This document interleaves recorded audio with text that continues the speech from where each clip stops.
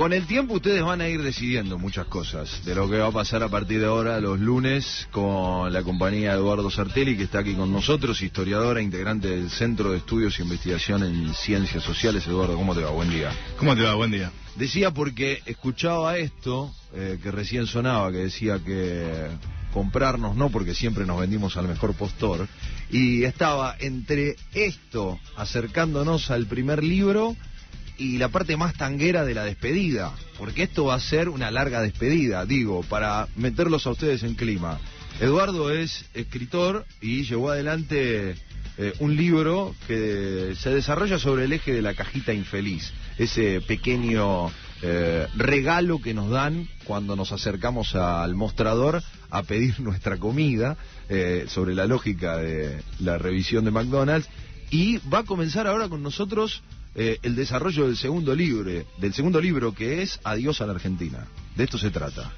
Sí, para explicarle al oyente, La cajita infeliz es un libro que describe el funcionamiento de la sociedad capitalista, en general, acá y en la China. En ese sentido es un libro que puede ilustrar mucho sobre la Argentina, pero también que ilustra muy poco sobre la Argentina. Y en realidad fue pensado como una trilogía. Es un viaje a través del capitalismo. En la versión, en el tomo 1, o sea, en la cajita infeliz de esa trilogía, ese viaje se hace de la mano de la literatura de terror, es decir, es un viaje que va siguiendo la novela Drácula.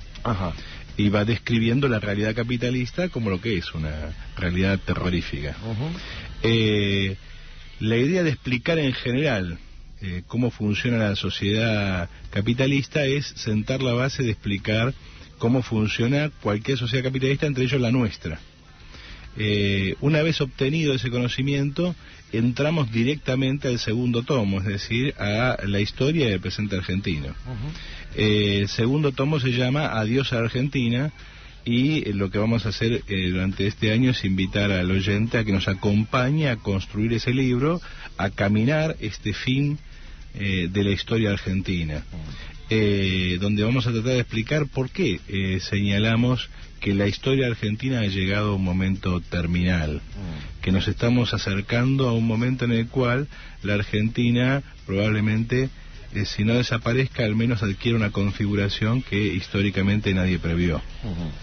No es ciencia ficción. No, no es ciencia ficción, es realidad pura. Como siempre se dice, la realidad supera la ficción.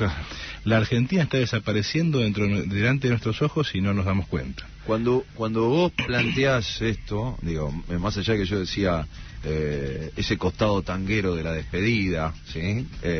Cuando planteás esto, te basás inicialmente en qué cuestiones, digamos, qué situaciones que se van dando te confirman a vos la idea, digamos, lanzás esta hipótesis de la despedida, pero ¿por qué te vas por ese camino? ¿Qué cosas ves que empiezan a desaparecer de esa historia que recorres de la Argentina que te hacen pensar a vos de que estamos ya en un cierre del concepto de Argentina que teníamos?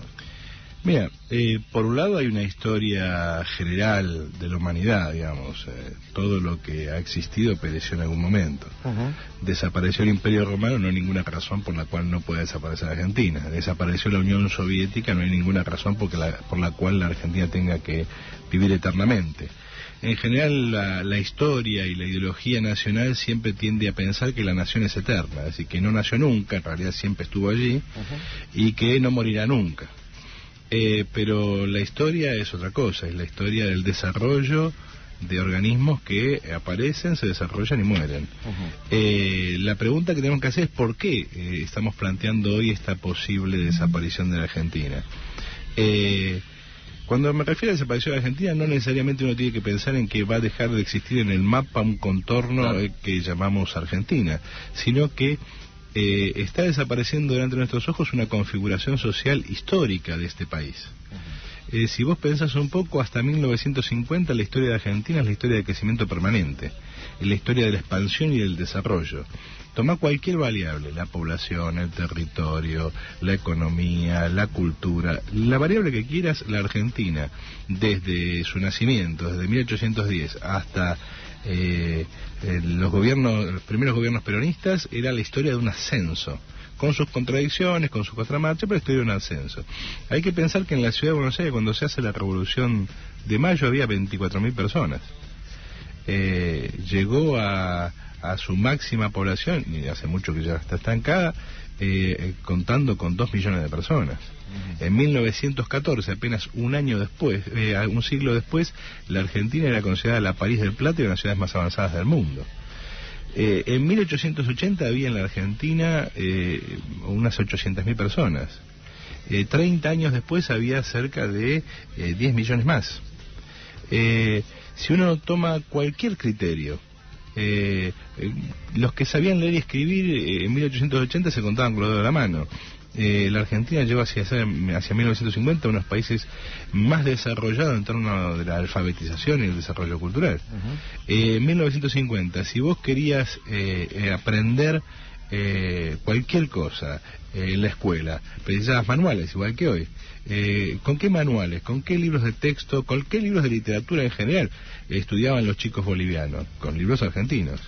Los chicos peruanos con libros argentinos. Los chicos venezolanos con libros argentinos. Los chicos españoles con libros argentinos. ¿Los chicos españoles también? Lógico, porque la industria editorial argentina tenía una potencia enorme. Piensen que hacia 1950 España es una sociedad que está en medio de una crisis muy aguda, recién saliendo de la guerra civil, cosas por el estilo. De modo tal que la Argentina era un faro cultural y económico. En 1950 pensar que Brasil le iba a hacer sombra a la Argentina era realmente osado, por no decir disparatado. La idea de que México iba a ser un país más desarrollado que la Argentina, la idea de que hasta Chile se podía transformar en un modelo de relación argentina, era un disparate completo. O sea que quienes hoy plantean esa Argentina se quedaron en el 50. Y es lógico, seguimos viviendo de una imagen de la Argentina que ya no es. O sea, la idea de que, como acaba de reconocer uno de los ministros si no recuerdo si el ministro de Educación de la provincia o el de la Nación, la mitad de los argentinos que salen, de los chicos argentinos que salen de la secundaria e entran a la universidad, no sabe comprender un texto. Creo que fue Sileoni. Creo que fue Sileoni, sí. Es todo un síntoma. Es decir, ¿qué estuvieron haciendo 12 años sentados todos los días, si es que no repitieron ningún grado, en un banco? Si 12 años después no saben comprender cabalmente lo que leen. Ni hablar de la capacidad matemática. O sea, las pruebas PISA, con todo lo ideológico, con todos los problemas que uno le puede encontrar y discutir, en algún grado señalan muy claramente que la Argentina es un desastre cultural. La pregunta entonces es, ¿cómo es que arribamos a esto?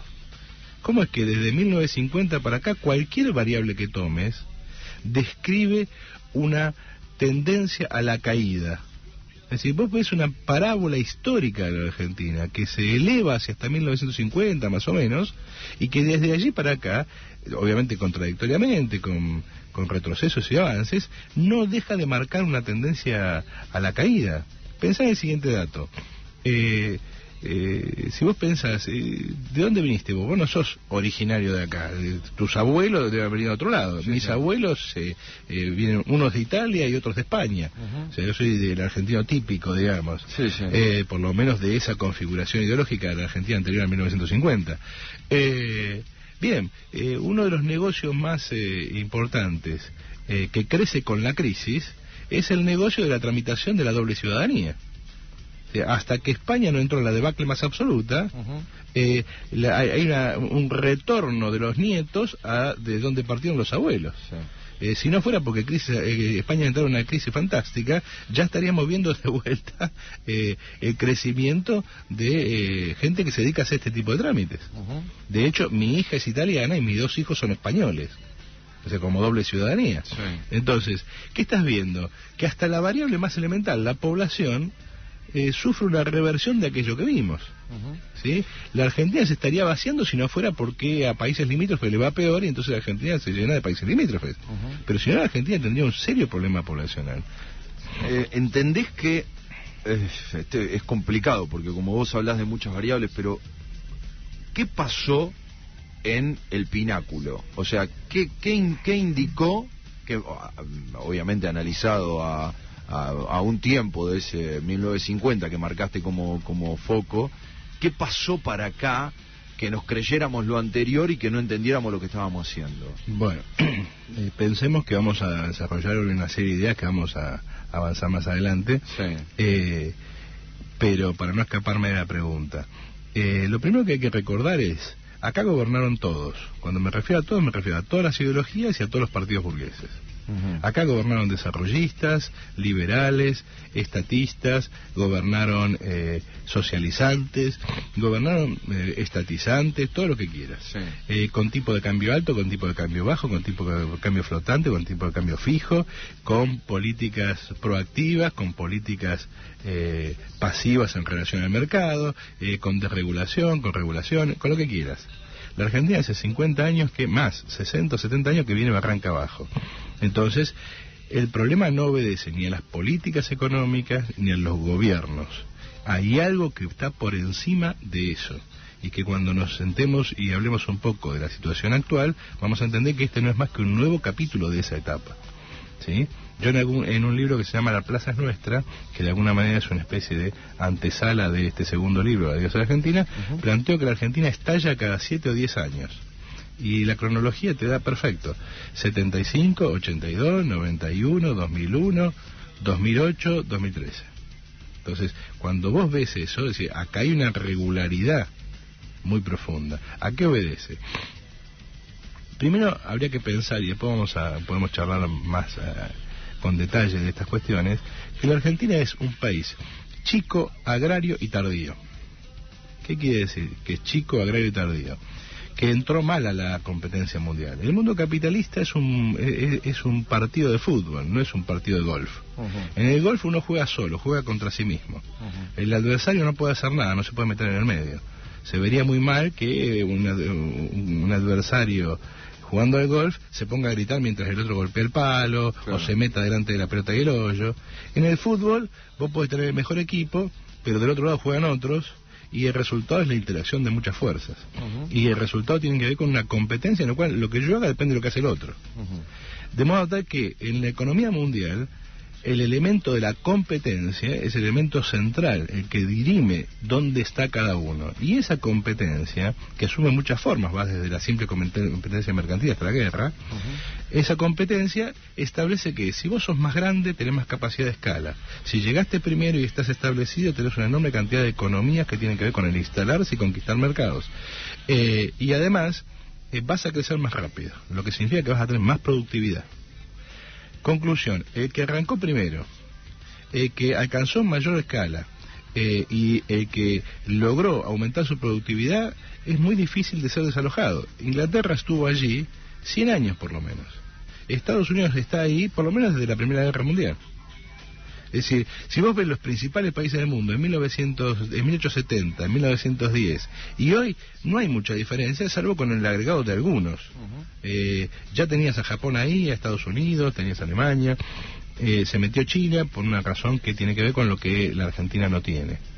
¿Qué es lo que a la Argentina le sucede? Que siendo un capitalismo chico, en la competencia general siempre tiene una escala productiva más baja, y por lo tanto pierde. ¿Cómo logra compensar esa pérdida? ¿Cómo logra hacer que algo de su economía funcione? A partir de un mecanismo de compensación. Mecanismo de compensación es lo que te permite hacer trampa a la competencia. Vos llegaste tarde, sos chico, pero tenés un mecanismo que te permite compensar eso. Pensá en China. ¿Cuál es el mecanismo de compensación de China? Que tiene 1.000 millones de chinos, una población extremadamente barata. China llegó tarde al juego, pero es tan abrumador la cantidad de gente que tiene que te juega con toda la ficha. Te atrae todos los capitales del mundo. La Argentina, ¿qué tiene? Y población no tiene. Es más, sus salarios son altos incluso para una región como América Latina, ni hablar de los salarios chinos. Entonces, ¿qué tiene? Y tiene una cosa que se llama renta, que en algún momento podemos explicar con más detalle. Dale. La renta del agro. ¿Qué es la renta del agro? La Argentina tiene las mejores tierras del mundo, por lo tanto sus costos son los más bajos, tiene un ingreso extra, es un capital al cual cuanto más suba el precio, más le ingresa dinero, porque tiene las mejores tierras de todo. Esto se llama renta diferencial, es un concepto que después podemos discutir. ¿Qué significa eso? Que la Argentina es un capitalismo agrario, es decir, se ha basado en esa ventaja competitiva. Mientras el capitalismo agrario argentino fue lo suficientemente poderoso y mientras la industria argentina fue lo suficientemente chica, la Argentina creció mucho. Doy la siguiente imagen. Imagínate una persona, un padre joven, 20 y pico de años, que tiene que llevar en sus hombros a su pequeño hijo de 2 años. No le cansa para nada, está perfecto, está contento y todo el mundo va contento. Pero imagínate que ese chico crece y no se baja de los hombros, y el padre envejece. El resultado es que en algún momento el hijo va a aplastar al padre. Bueno, pensar la diferencia entre el PBI agrario y el PBI industrial en la Argentina. La industria argentina es completamente deficiente, carece de escala, carece de competitividad, vive del mercado interno. Cuando Cristina dice el modelo se basa en la expansión del consumo, lo que está diciendo es que la Argentina no puede expandirse sobre la base del aumento de la productividad del trabajo, o sea, de la inversión. Quiere decir que solo se puede expandir sobre la base de tirar más pesos al mercado. Porque lo único que importa es el mercado interno. Ahora ese mercado interno hay que sostenerlo con algo, porque vos esa industria es dependiente de importaciones, tenés un problema de divisas, tenés un problema de energía, tenés un montón. En conclusión, ¿de dónde sale eso? Del agro. Mientras el agro fue suficientemente grande en relación a la industria, la exacción de divisas, que hoy llamamos retenciones, que en otra época se llamaba de otra manera, no molestaba. Cuanto más crece el PBI industrial y en relación al PBI agrario, la Argentina empieza a estancarse. Y eso pasa a partir de 1950. De esto se trata la despedida de la Argentina, empezar a entender por qué no pasa lo que los pasa. Digo, por qué se me ocurren infinidad de preguntas y cosas que seguramente vamos a desarrollar. Si no hay un sector, uno tiene, por lo pronto es una mirada muy personal, que la definición de futuro de la Argentina debería basarse en algunos grupos, llamémoslo hoy, lo que pasa está tan trillado de intelectuales que más allá de que puedan simpatizar políticamente con quien está y tomando como referencia 1950, el peronismo en auge, y tomando como referencia la actualidad que vivimos, uno podría expresar que esto es el peronismo, más allá de todas las vertientes que a veces llegan al poder, que hay como un sector de intelectualidad que no se le podría escapar esto. Sin embargo, constantemente la definición es, no, acá lo que tiene que crecer es la industria. O sea, en un país donde vos planteás, la Argentina lo que compensa es gracias a que el agro, por las condiciones que tiene, le permite expandirse producto de esa tierra fantástica que tiene. Desde que yo tengo uso de razón, todos plantean que acá la expansión tiene que venir por la industria.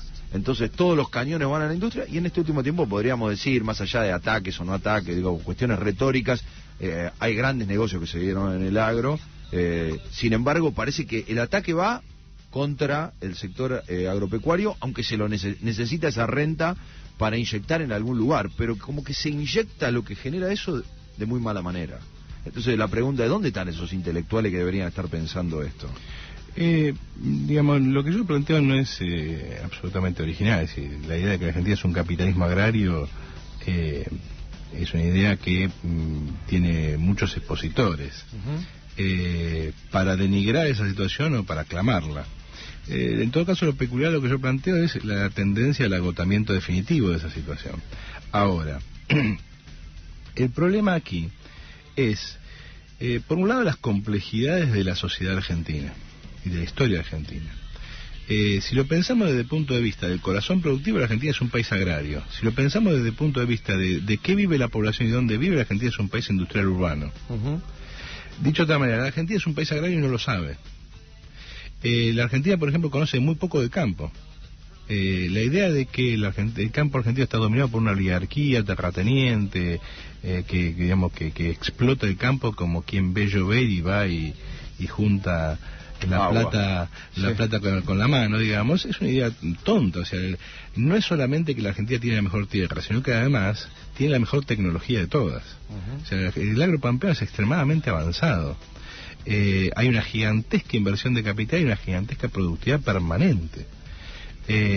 Por lo tanto, el problema de la Argentina es que trata de basar una estructura productiva y por lo tanto una estructura poblacional sobre un sector que por más que crezca ya no da más.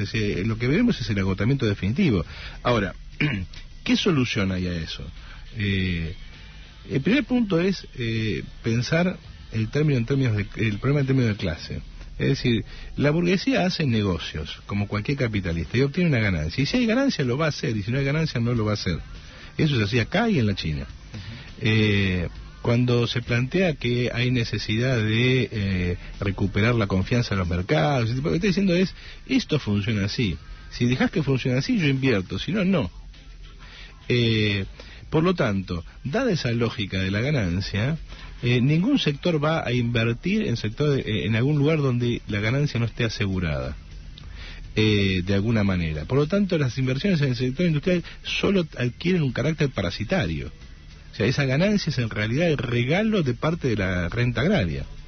Se tiene que hacer así por varias razones. Primero, porque hay capitales industriales que resisten a ser liquidados. Si vos cortás ese flujo, esos capitales industriales desaparecen. Cuando se está hablando ahora de que faltan divisas y que empiezan a cerrar fábricas, ¿qué es lo que se está diciendo? Se está diciendo se acabó la gallina de huevo de oro. Claro. Ahora, de esa estructura deficitaria depende la masa de la población argentina. Aldo Ferrer en la década del 70 escribió un texto que en general no estaba del todo bien, pero que tenía una conclusión que me parecía correcta, que era la siguiente: si nosotros aplicáramos la idea de que la Argentina tiene que funcionar solo sobre lo que es rentable, o sea, el agro, el resultado es que este país, en 1978, acordate de los 25 millones de argentinos, le sobraban 15 millones de habitantes. O sea, hoy le sobran unos 30. Es decir, por eso la masa de la población vota políticas que son económicamente insostenibles, porque de eso depende su vida. Así empieza la despedida con Eduardo Sartelli, y los lunes va a estar aquí presente en nuestro programa con la intención de recorrer esto, de intentar ponernos en discusión la idea que tenemos, que como plantea está parada en 1950, en un proceso que de ahí para aquí viene declinando, y que tal vez, uno imagina, ¿no? Si entendemos por qué declina, podríamos ser nosotros capaces de revertir esa curva. Es la única manera. Sí, hay una solución porque hay un tercer tomo. El tercer tomo explica lo que yo creo que es la única solución posible. Bien, o sea, la Argentina ha venido caminando un camino y es hora de que lo abandone. Bien, bueno, y de esto se trata. Vamos a caminar este tiempo tratando de preguntarnos cosas que después seguramente los lectores van a estar muy motivados de repasar en Adiós Argentina, que es la segunda parte de la trilogía, tratando de entender lo que nos pasa y por qué nos pasa. Eduardo, gracias. No, gracias a vos y nos vemos el lunes que viene. Dale, hasta el lunes que viene.